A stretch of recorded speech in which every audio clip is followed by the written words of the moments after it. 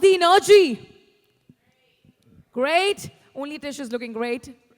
I mean, actually looking great. Rest of the people at the back. Whew. Acha, give me the loudest cheer. Give me the loudest cheer who are feeling exhilarated right now, energetic right now. The loudest cheer in the room. Woo! That's great, because now we are coming up with a panel discussion. Now, ladies and gentlemen, leading in the digital age, balancing innovation, ethics, and humanity. We are bringing together global leaders who stand at the intersection of technology, ethics, and human impact. So are you ready to have the panelists on the stage, ladies and gentlemen? Well, we are going to have a very distinguished and seasoned panel for this very first panel discussion. Ladies and gentlemen, let me introduce the moderator for the very first panel, Caitlin LoCascio-King, USA, founder, attorney, LoCascio-King Law, LLC. Can we have a resounding applause for a beautiful lady right here? She's a law firm founder, attorney and speaker focused on attorney well-being, leadership culture, and sustainable business design in regulated industries. We welcome you, Caitlin. You're looking stunning. I want you to please be seated at the center. Ladies and gentlemen, up next we have our panelist, Dr. Kiran Kewalramani from Australia, Chief Executive Officer and Founder, CyberEthos. He's a visionary leader and experienced technologist with over 25 years in cybersecurity, data privacy, and digital innovation as a founder and CEO of CyberEthos. Thank you so much for joining us. Ladies and gentlemen, next we have Mr. Ayman Amer, UAE, Lead Manager, Devo Team. Please put your hands together for Ayman. He's coming. He's joining us in a while. Next we have Mr. VK Theenesan. Please put your hands together for Mr. VK Theenesan. From Malaysia, founder and managing director, Libre Management SD and BHD. Ladies and gentlemen, he's the founder of Libre, an environmental intelligence platform focused on geospatial pre-audit, reporting for ESG and sustainability workflows. We welcome you, Mr. VK Theenesan. Would you please be seated? We were just waiting for one more panelist to join, and then we can start with the panel discussion. I want Caitlin to please take us ahead from here. So Mr. Ayman Amer is going to join us in a while. Let me just introduce him as well. I think he's not here at the moment. So he is a professional operating at the intersection of technology, strategy, and humanity. With over 15 years of experience, he has held the large-scale transformation initiatives across government. So we'll be having Mr. Ayman Amer very soon. Over to Caitlin.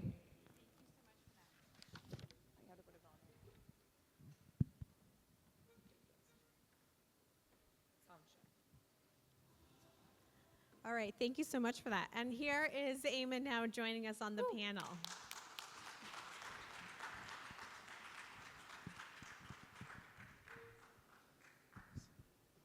All right, well, not to put you on the spot, but I have some fabulous glow-in-the-dark questions to ask everybody. But before I do that, I want everyone to introduce themselves. So, Ayman, kick us off. Yeah, good morning, everyone. Thank you very much for having me here today. My name is Ayman Amer. I'm a digital transformation and enterprise architecture leader.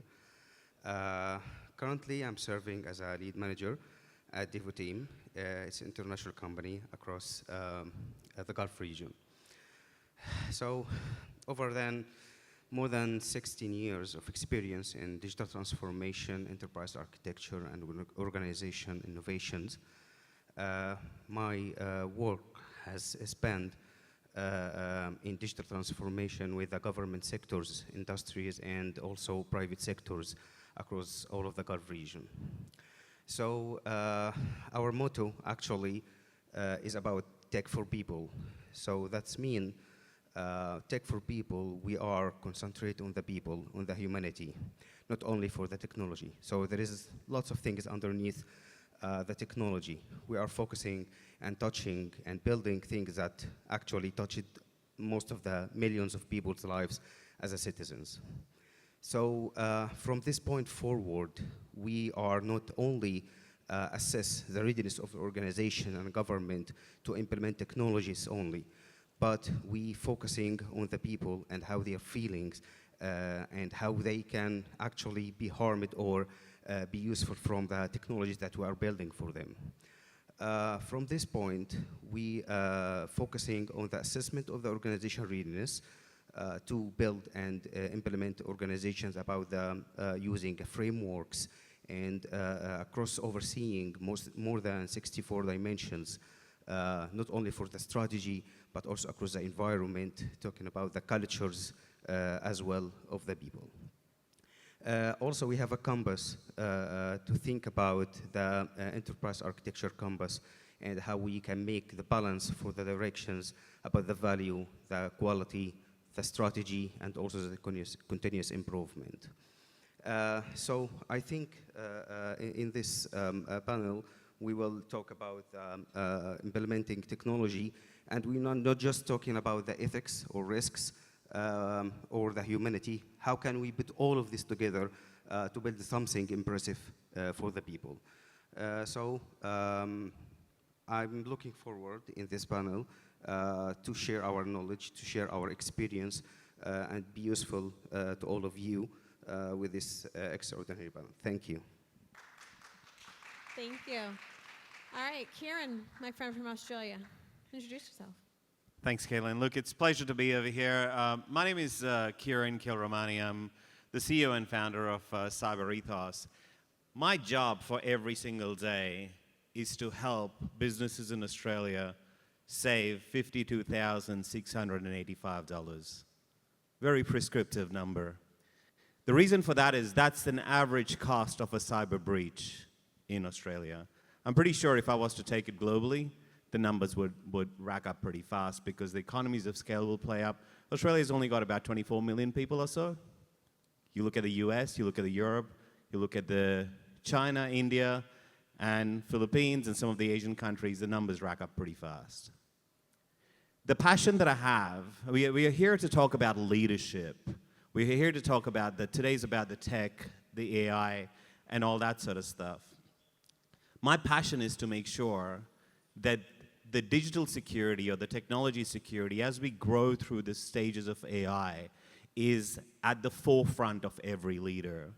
Because as we heard the panel, the speaker, the opening speaker say, leadership is about empowering availability. It's making sure you're there for people. And as a leader, it's important as you're taking the organization through digital transformation or AI transformation as it's called now, make sure you're conscious that security plays a part of it. I've got a saying in life, as you progress through AI transformation, AI is not really a threat, but ungoverned AI is. Make sure today we speak, we connect to each other. Maybe I can share some expertise around how when you embark into your AI journey, how you can actually make it secure into the future. Thank you. Thank you. Props for going from so ominous to so hopeful. All right, VK, introduce yourself.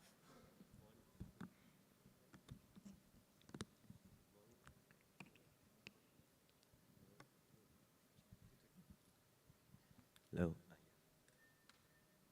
Good morning. Okay, I'm Theenesan VK.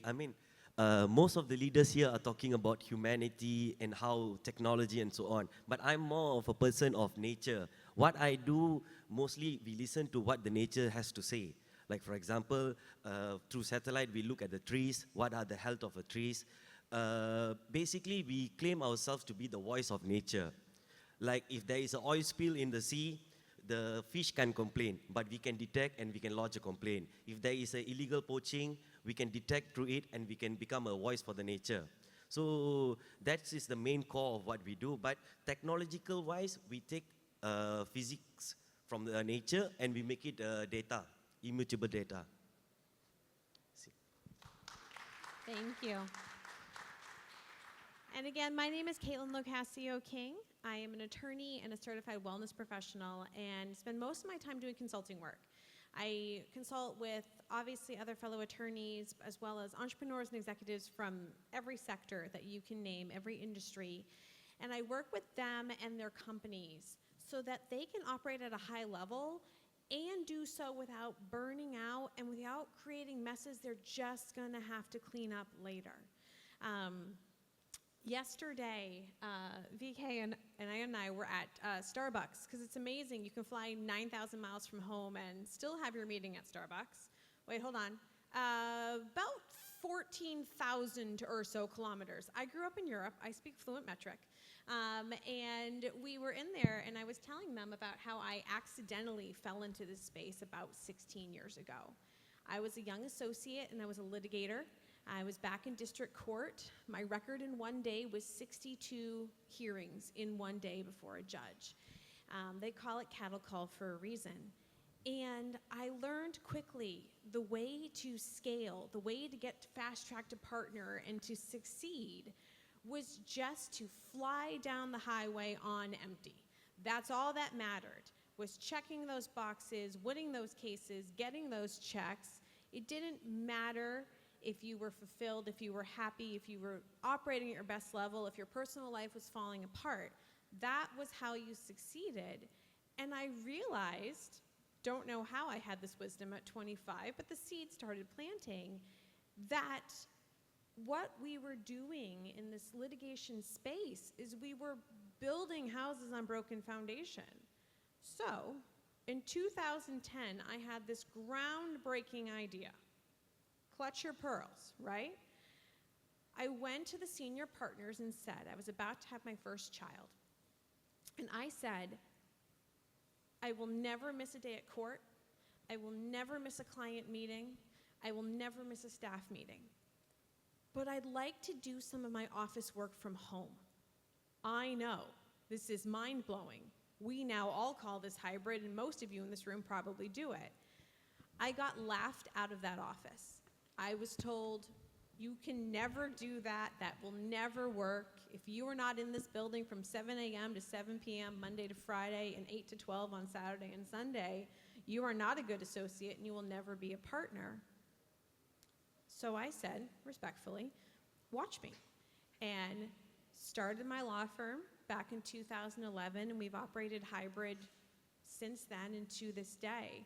So finding that balance and not wearing burnout as a badge was something really important to me back then, which has only grown as I've worked with more companies and launched new consulting.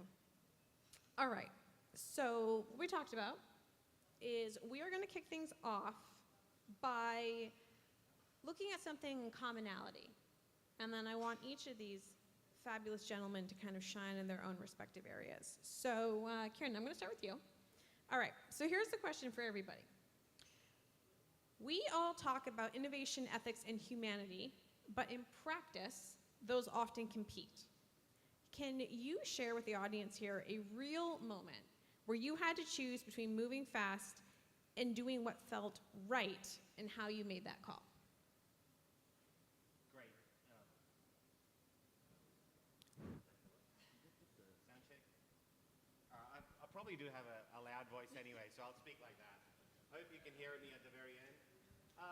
Look, when you're in the tech space, I'll talk about a recent example where artificial intelligence is really starting to take its pace now. They say every single day there are about 150 new AI applications that get launched. Take a moment and have a real reflection on that. 150 new AI-driven applications on every single day. From that perspective, the speed to market is one of the things that's taken as a badge of honor for a lot of organizations. From ethics perspective, and from what's the right thing to do perspective, a number of companies don't have into consideration when they're rolling out an AI solution to you, and they get you to put your data in over there. There are no guardrails in there. What that means, it creates a new, let's call it honeypot, a honeypot for the criminals, for people who don't have any ethics. I'm talking about the cyber criminals predominantly, for them to get into that honeypot and get your information from there. They can then reverse engineer out of that and go, well, what's your spending patterns? What kind of people do you have in your life? What's your health regime? What? Pretty much know everything about you. So a real life example is when we were working with a client who was basically looking at speed to deploying the AI solutions in their business to automate processes, and that would touch into multiple systems, I, as their fractional CISO, came in over there and stopped that process. Because to me, doing the right things by their staff members and their customers was the right thing to do. Now here is what the mind-boggling question mark for a tech executive is. Most of the tech executives are measured on how fast you can actually deliver things technologically. So the KPI is about you get a budget, you get a timeline, you got to deliver against that. The right thing from an ethics perspective, of humanity perspective, is to make sure that you're doing it securely. And if that means that it's going to take a little bit longer and take a little bit more budget, then you do the right thing over there. The speed at which you deploy an AI solution to give you a competitive edge, that's not the right metric, because it's not really a competitive edge, it's actually a deferred liability. That's where I would like to stop at. Perfect. All right, VK, how about you? I actually agree with Dr. Kiran, because from malicious code, we have came into malicious intent, where we can actually prompt the AI to get it to do a lot of things. So as things have begin to change, we now have a classification of good AI and bad AI, as though we are referring to people itself, whether it's a good person, it's a bad person. So how do we implement ethics in it? So it is not in the program, it is in the person who uses it. So we can see AI as a tool where it can either be used to uplift us, or it either can be used to bring someone down. It depends on it. It can be used in the military for war. It can be used for healthcare to uplift people. So how do I use it is, we see this as an opportunity where study of plant intelligence, for example, it may sound complex for few people, but for an AI to explain it so that in a way that any auditor anywhere can listen to it.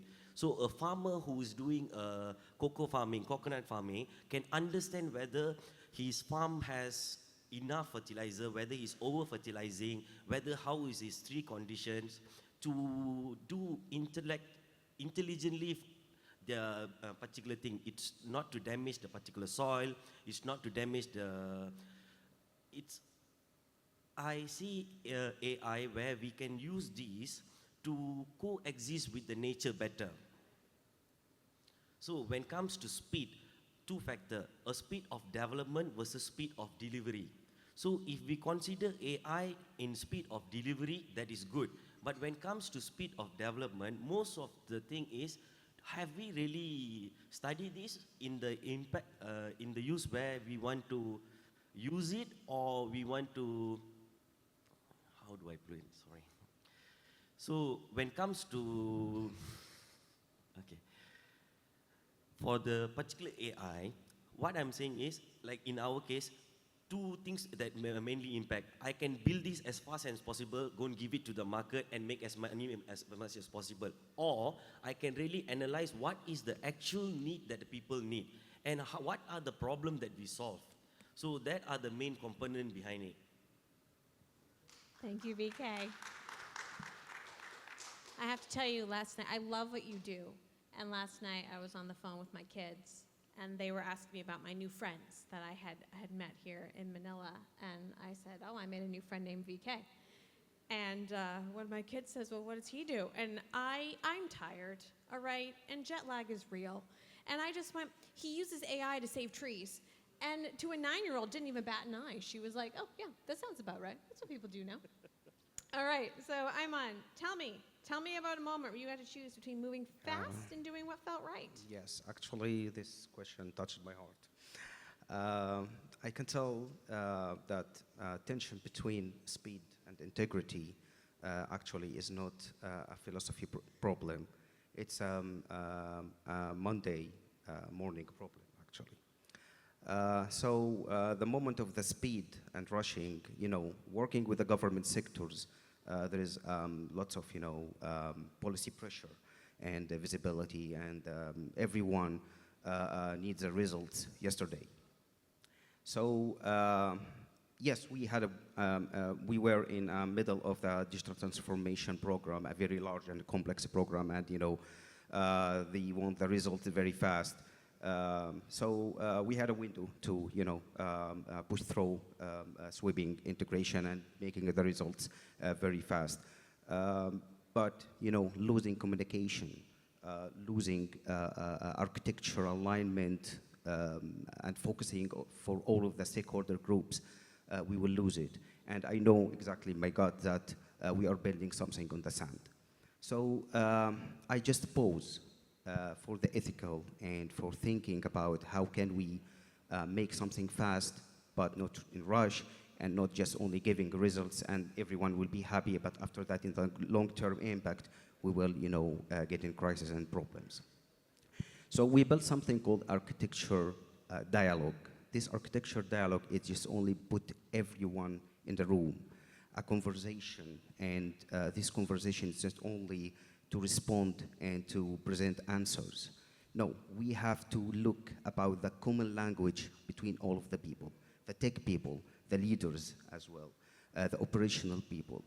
So converting from just only focusing on the architecture diagrams, charts, to exactly thinking about the journey, the customer journey as a film strip, So while we're working, the room turned from the dry technology conversation to a very passion and focusing on the human experience instead of the technology. So I'm thinking that the speed is very important, but before we are going to speed, we have to collaborate together. We have to, don't only just provide results and solutions. We have also just thinking about the human, about the experience, about why we are just only building this solution to have a common language together. I could not agree more, and that really segues perfectly into my own example, which just happened a couple of months ago. So I was on site with a company that works in the legal fintech space. And I was there for one day to basically host a sustainability in business workshop for their leadership team. And a situation arose. And that necessitated a very public response. Complete coincidence that I was there that day. And the company was feeling pressures internally and externally that they needed to get an answer out, and they needed to get an answer out right now, preferably 5 minutes ago. And it was almost like a movie where there were just people running around and typing, and I'm just kind of standing there, okay, because the workshop day is now out the window. And I decide to contribute my 5 cents, assuming they were going to get thrown back in my face real fast. And I was very impressed with the CEO of the company because he said, hold on, listen to her. And I said, everyone, just stop. Just stop. We got the whole leadership team in the boardroom, and it was clear everyone was just pushing to get some kind of response out. But it doesn't mean they were following sound advice. It didn't mean they were following best practices. It was just straight damage control. So we stopped, and I ended up facilitating just a conversation. And it became very clear very fast that people did not understand the impact that one department might have and their decision in this that I was going to have in another department.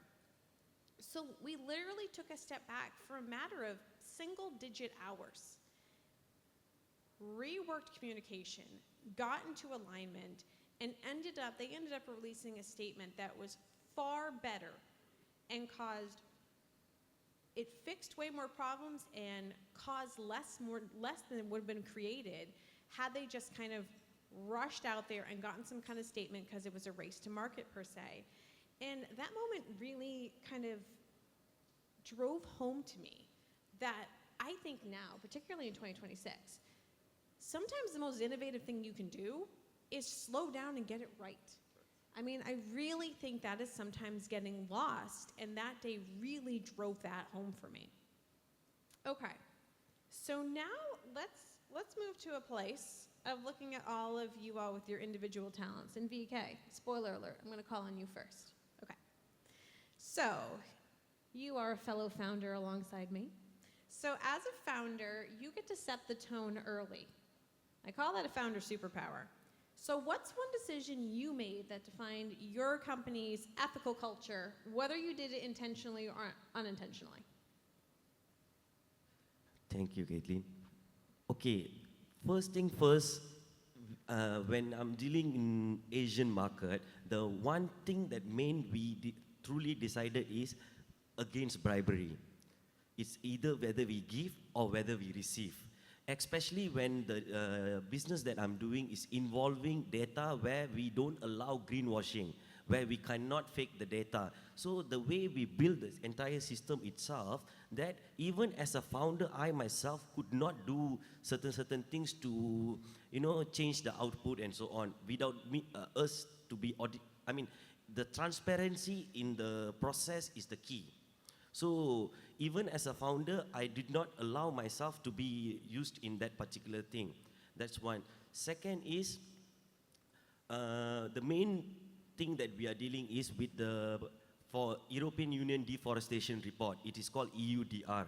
So ever since EUDR came in, most of the countries like Malaysia, Thailand, Indonesia, for commodities like palm oil, coconut, rubber and so on, this is involving millions of small farmers.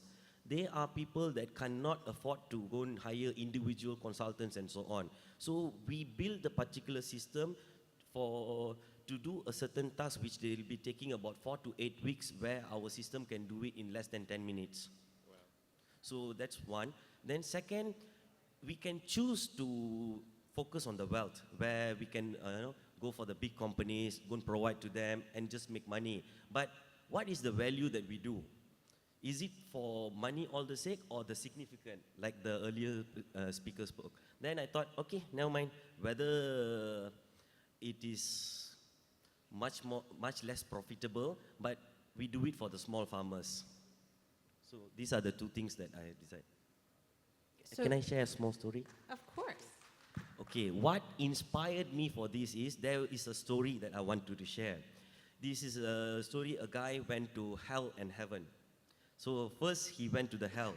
There is a large pot over there and a huge spoon. So everyone is very thin, they are malnourished, they cannot eat. Because the spoon is so long, each time they take, it's a hot soup over there, it ends up spilling on themselves. So none of them could eat, and it was a suffering by itself. The same man went to heaven, and he saw everyone was perfectly fine. It is the same hot pot, it's the same spoon, but instead of they trying to feed themselves, they tried to feed others. So when each of them took this long spoon and they feed the next person, and the other person in the circle feed each other, every one of them is fed. So that is why inspired us the most to do something for others without expecting, let things happen by itself. Thank you. I love that. All right, Kiran, my friend, when he was talking about the small farmers who couldn't afford the tech consulting for themselves, you said out loud, wow. That's what you said. So tell me some of your thoughts about what he had just said. I'm quite impressed by what VK is doing, because I think the power of AI is to democratize technology into every single person. Like, we all use smartphones. We've got an amount of technology that's right on available to our palm. AI actually brings that capability to the next level by making it affordable and by democratizing it to every single person. Doesn't really matter where they come from, what their background is, what their job is, what their affording capability is. If you can do that 8 to 10 days. Did you say days worth of work in 10 minutes? Or 8 to 10 months? 4 to 8 weeks into 10 minutes. I mean, if that's not the power of what technology can deliver, I don't know what is. So I'm really impressed by the work that you're doing by making it available to every single person in that particular facet of the society, because I think that's where they need it. They probably can't, as you rightly said, they can't go to the big fours of the world, the KPMGs and all that sort of stuff. You know, I shouldn't be singling out one. Hope there's no one here from KPMG. But they can't afford it. But you're making it affordable. You're making the technology available to them. That's what the affordability. That's what the availability and access was all about this morning. So great work. Wow. And then I think that's a perfect segue to Ayman here, because what I wanted to ask you about was the technology implementation perspective, which is obviously where you're coming from. So your question is, where do you see companies unintentionally creating ethical risk, and how can leaders catch it earlier? Yeah, actually, this is a perfect question, specifically in the implementation of technology. So during my experience, actually, with digital transformation for the and technology implementation with the government sectors, so I can confidently say that the ethical risks, not the ones that the people planned, actually they are ones that people didn't even notice about it. So in 2026, we are moving from simple automation to AI agencies. Most of the organizations creating something called ethical technological doubt by making a shortcut for the ethical, like the coding people, the programming people. If you have a programming people here, they make a shortcuts for the codes to just only saving time and meet the deadlines.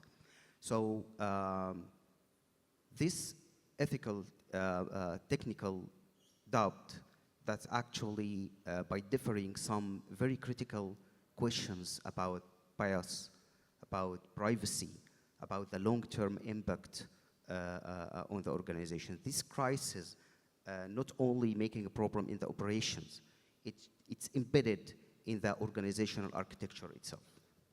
So I will just walk you through about patterns that I see consistently and repeated in the organization. The first one is called data convenience. Companies are collecting data because they can, but they don't have a clear response for how can you will use this data. So when you are putting and collecting data and putting in the warehouse, someone just come and will find out how can we use this data. So the ethical risks appear at the moment that the question, someone asked a question about just let's collect the data and then we can figure it out how can we use it. The second pattern is called algorithmic bias by default. So in this pattern, I worked with a very talented and genius engineering who was training the AI models into historical data. But guess what? You have historical data that has decades of unconscious bias. So even if the leaders, notice that and prevent the bias by stripping out this some of the protected categories like the gender, like the ages, but the AI models are smarter and perfect in finding the proxies. The AI models will re-identify this protected data and categorize it depending on the historical, zip codes, historical data about the purchasing patterns, and then re-identify and produce discrimination outputs. So even if you noticed and trying as a leader to prevent the bias in your historical data, the AI models will, re-identify it and start to getting an output of discrimination. So you have automated discrimination. You are not automated your data. So the third pattern is a governance, the gaps in the governance. Most of the organizations has a frameworks for risks, has a frameworks to comply, but they are not asking a very important question about, are we doing this in the right way? Yes, we are comply with the rules, but you have to ask and to change your mindset. Do you really do this governance in the right way or not? As a leaders, we have to think about how to prevent this. Actually, I'll give you some practical ways for this. The first way is you have to ask the question in each step when you are developing and implementing the technology. Yes, we can say that we are building a perfect system. We are does our system is doing everything that we are designed for it. But we have to ask who will still be harmed if our system is success. So we have to ask this question. The second thing we have to think about it is creating, as a leaders, creating a philosophy safety environment for our people, for our team. The juniors can notice the issues and the hazards and the ethical risks in the beginning. So give them the opportunity to raise a flag, give them the opportunity to be awarded to fixing and to raising their concerns and issues in the beginning. And the third thing is very important. You have to challenge the AI. Don't only lean on the AI and say, yes, he will do the job. No, you have to challenge it. You have to define of the AI. You have to, wearing the black hat and acting in the biased way, acting in making your system and breaking the ethicals. So here is when you are on the other side from the AI, you can discover the problems of the AI. And the last thing is a mindset, shifting mindset of the people and the team and the governance. As we said before, that we have to ask ourselves, are we doing this right, in the right way? Not only are we comply, are we following just only the rules? Kiran, challenge accepted. I'm kidding. Don't answer that question. But something that he did say is he talked about creating that safe space, which is the literal perfect segue into what I wanted to ask you. So thanks for that softball. So what we were chatting about for you is looking at cybersecurity and how fear is used to drive action. I don't think anyone's going to dispute that. So how do you balance urgency with and responsibility without creating panic or overreach? Great question. I think historically, and I think most of the members over here will agree, cybersecurity was driven by the fear factor. So everyone was driving home, if you don't do this, blah would happen, the world's going to come to an end, and so on and so forth. I think we've kind of moved away from that a little bit because whether we like it or not, all our information's already on the dark web. And if you don't think it is, I can confirm it to you that it already is. So here is the fact of life right now. We're moving from the fear mongering, if I can call that, and our industry's probably been a little bit notorious for that, to more of an education space, to making sure that the leadership, the executives, and even the board of directors are quite aware and cognizant of what their role is. Because here is the fact. Cybersecurity is no longer an IT problem. It is actually a business problem. Because when an event happened, when an incident happened, and your business comes to a standstill, that's actually an operational issue. That's actually a business issue. That's actually a reputational issue. That's actually a financial issue. So there is a significant move or a shift to more of an education space. So that's driving the urgency. I'd also want to pick up what Ayman said. Governance plays a significant amount of role in driving that education facet as well. He also made a comment that compliance is different to actual governance. I 100% agree with that. It's the executive and the board levels function, and their fiduciary duty is actually to make sure that they're managing the risk of the organization significantly within the risk envelope. Cyber aspects of it is just one facet of that.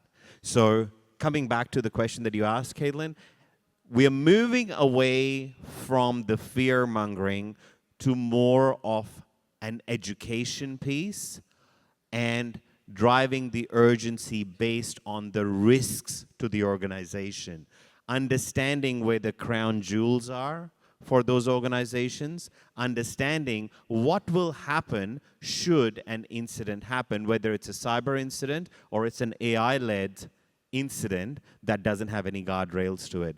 A saying that I have that I make it to all the board directors is, the sooner you as a board director understand that it's your fiduciary duty to do something about it, the lesser number of headlines in the newspaper is what you will have to explain.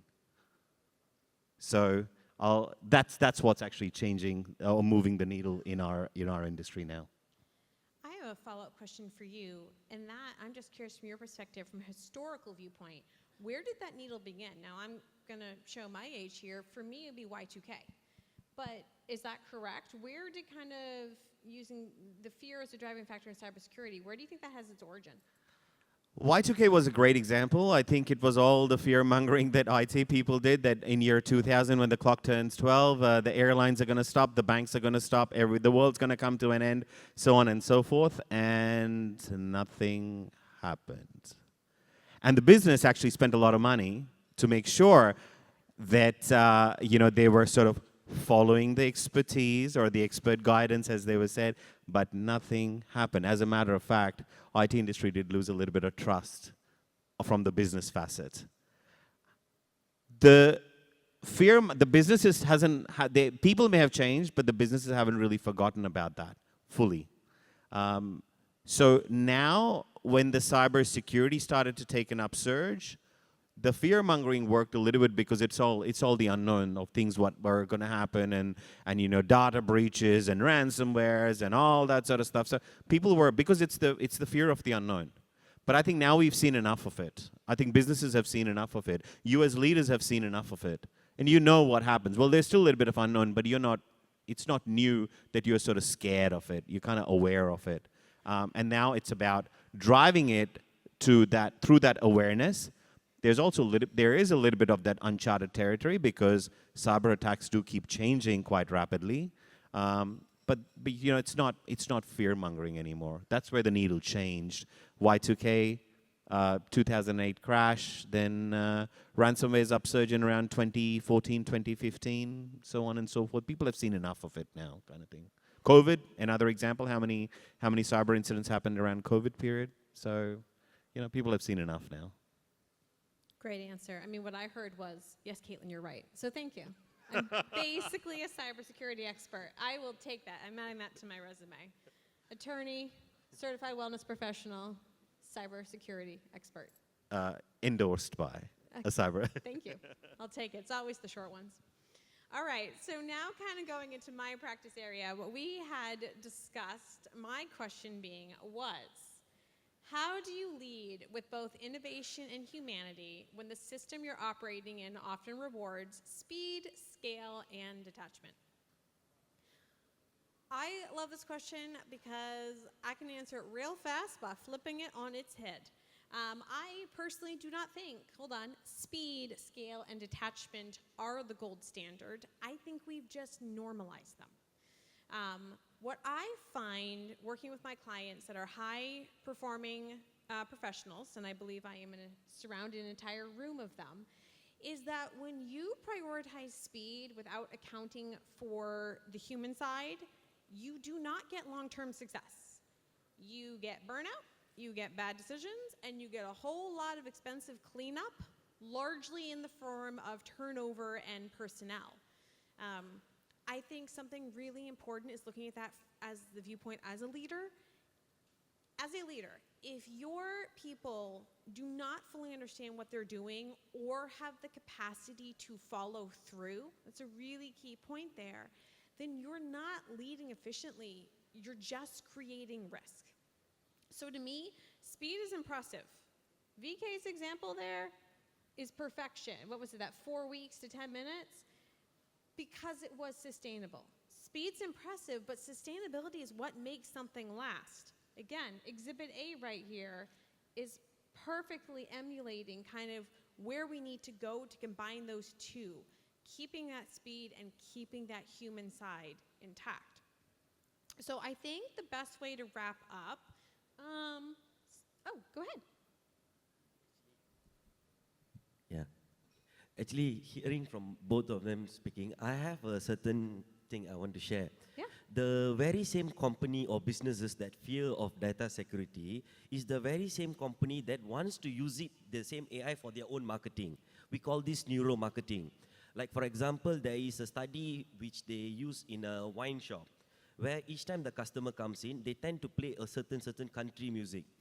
Without noticing, the customer, for example, they play European-based music, for example. So the customer selects wine from Europe. They play France, specifically France. So they tend to buy from France. When they interview back the customer who purchased, did the sound of the song in the background make you choose any of this wine? None of them said yes. But the data shows that this is how their action is being made. There is a lot of bakeries which is hiring perfumers to create their scent, the bakery scent, so that each time you walk, without you unconsciously knowing, you will get to know. These are certain actions that we are doing without even we knowing. But these are data for the AI. And when it comes to marketing, and especially AI has the ability to do it personalized. Like it can, like in maybe 2 to 3 years, it can maybe sell to you something or just guide you to purchase something without we even knowing. So how do we handle that ethically? Look, it's a great question. Where ethics lie in AI is a $1 million question right now. I don't think anyone's got real answers to it. There are some hypotheses around this, but I don't think there is an answer that we've landed in. The reason that there is no governance aspects around AI, the countries haven't been able to fully determine what the governance frameworks for the AI development looks like. It kind of is a reflection of the fact that at this stage there is no control on that. As I mentioned in my opening statement, 150 new AI applications get launched every single day. How do you keep governance on them? So ethics is probably something that is a very valid aspect of it, but I think the jury's out on that one at the moment. No one's really got the clue. Hopefully they do soon, because I think if we don't control this beast, it's going to get out of hand really fast. Well said. Yeah, It also reminds me of my Grab driver on the way here who told me he has 35 apps he's submitted to the Apple Store right now. So, all right, I think to wrap up, for each of you, I'm going to start with you, my friend, all right? Okay. He has absolutely no idea what I'm about to ask, and there is fear in his eyes. All right. What is your one parting note? 1 to 2 sentences. What is one thing you want the audience to take away from this panel? Okay. Sorry. This is subtle. Okay, okay, I just wanna, as I said before, tech for people means that we have to, before we asking questions about technology, we have to deeply ask question about humanity. Is it a good 1 sentence or 2 sentences? I called on you first. Go ahead. So, as we said, any principles you put it will be alive if it actually contains providing meanings during your innovation. This is the second one. Thank you. Well done. All right, VK, 1 to 2 sentences. What is your takeaway for the audience? Based on what I do, how do I see whatever I'm doing, the definition of success is, maybe around 50 years ago, my grandparents could bathe in a river without even worrying about they'll get polluted, maybe they'll get disease and so on. If the same future can happen 30 years later or 40 years later, that means success in whatever I'm doing. Will be a children maybe in Philippines where there is a polluted river has been cleaned. And there will be 40 years later, a younger generation can breathe without needing an oxygen mask and so on. Whichever we have imagined the worst case scenario, we could reverse engineer it. So that I would see as a definition of success of whatever I'm doing. All right, Kiran. My message to the members over here is just very, very straightforward and very clear. Please go ahead and automate your businesses using AI. I'm a strong advocate of AI, but just want to put a caveat on that. Make sure you put guardrails on it. Make sure you're fully aware of what you're doing when you're automating parts of your business, because if you're not taking care of that now, speed is not equal to competitive edge. It's a deferred liability, especially when it comes to AI and without having guardrails around that. So please take care of that. Go conquer the world, because technology is here and now supporting you to do that. Thank you. And I think my takeaway is simply going to be my guiding star. And that is true for me in professional life, whether I'm in a legal pressure cooker or in a really complex client situation, or at home, trying to decide what color to paint our powder room. And it's simply this: clarity doesn't slow you down. It prevents you from having to do something twice. And thank you all for being a fantastic audience today. We appreciate it. Thank you so much.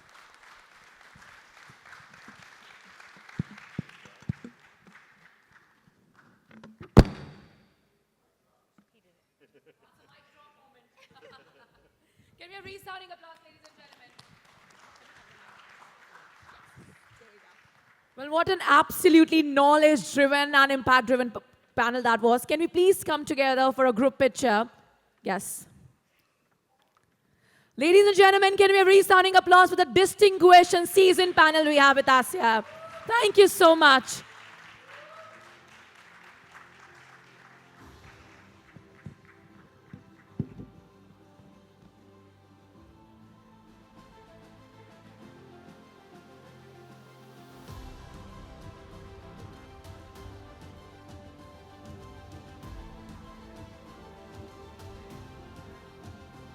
Thank you.